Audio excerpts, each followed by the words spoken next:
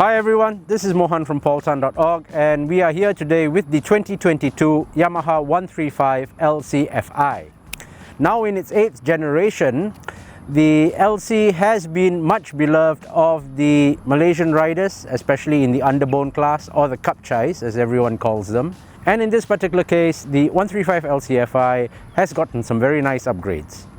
Now, the 135 LC has been with us since 2006, which is a very long time for a specific Yamaha model. And one thing many would have noticed is it's actually held its resale value. For 2022, the 135 LC Fi retails at 7,798 ringgit.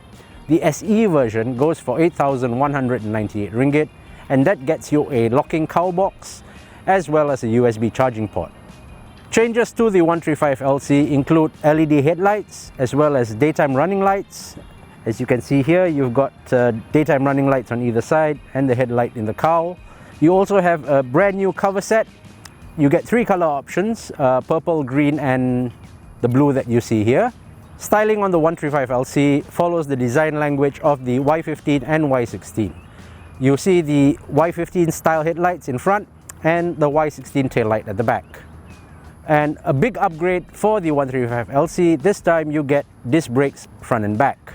For the engine, you no longer get the option of a kickstarter, it's electric start only. The engine is still 135cc, single cylinder liquid cooled, and this time around it comes with fuel injection. The engine itself, of course, has been in ASEAN for the last couple of years. Thailand got it about 2 years before us, but this is the first time we get the 135 LC-Fi in Malaysia. For power, the 135 LC gets 12.5 horsepower at 8,000 RPM and 12 Newton meters of torque at 6,000 RPM. Power gets to the ground via a 4-speed rotary gearbox with centrifugal clutch. As we mentioned earlier, the braking is done with a single piston hydraulic caliper in front and a single piston at the back.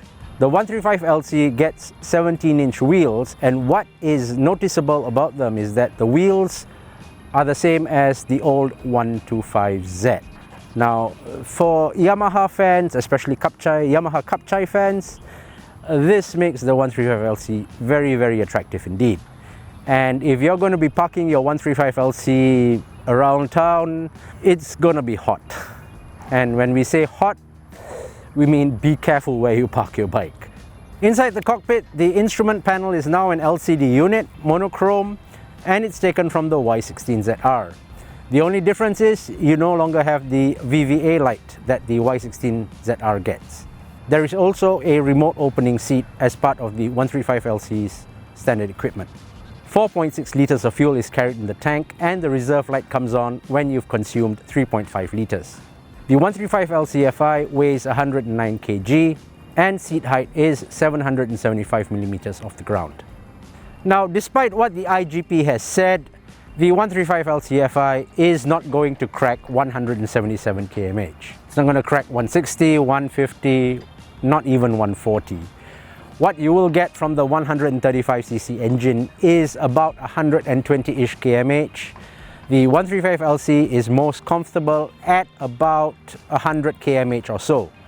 Now, this makes the 135 LC good for city streets, for smaller highways, but if you're going out on the open highway, be careful. The lightweight of the 135 LC does not count in its favor when you're being passed by a big express bus or a container lorry.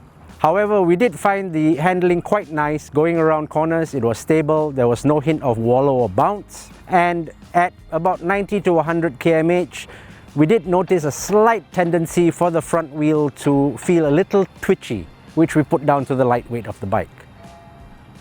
Who needs the 135 LC-Fi version 8? If you're a young man, you're looking for an underbone motorcycle or Kapchai, the 135 LC represents that point below the Super Cups, the Y15, the Y16, and just above the 110cc Cubs. There are a few vices to the 135 LC-Fi aside from the slightly twitchy handling at high speed, and it will serve as a good workhorse and an all-rounder Kapchai for anyone who needs one. For the full review, read it on paultan.org bikes. Thank you.